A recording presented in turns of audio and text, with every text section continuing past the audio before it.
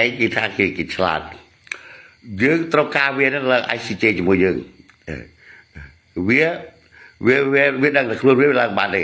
ឡើង ICJ បានទេហើយវាចង់ប្តឹងយើងអារឿងមីនរឿងអីរឿងណាហើយទៅប្តឹងនៅណាហើយប្តឹង ICJ ហើយអត់មានសមាជិក ICJ ទេហើយ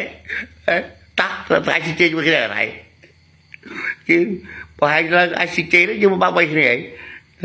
ដោះស្រាយរឿងប្រាសាទរឿងព្រំដែនវិញបាត់ហើយហើយអត់ហ៊ានឡើងទេព្រោះឯងនិយាយខ្លួនឯងយើងឡើង ICJ ជាមួយខ្មែរយើងចាញ់ខ្មែរណា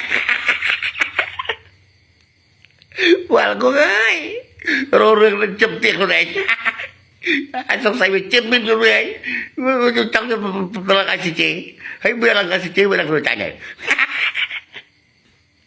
តោះឡើងឡើង ICJ អញស្អីក៏មកပွាးទៅនេះអញស្អីក៏វាថាយើងចាញ់ព្រឹកវិហារ ICJ ណាព្រោះគេប្រើឯកសារទៅអាបុពិសេសហ្នឹងយើងឡើងបាត់ទេយើងឡើងចាញ់វាចាញ់ខ្មែរ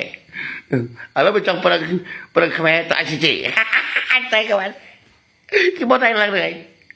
មកដោះស្រាយទៅចេញហើយវាព្រួយខ្លួនហើយព្រួយខ្លួន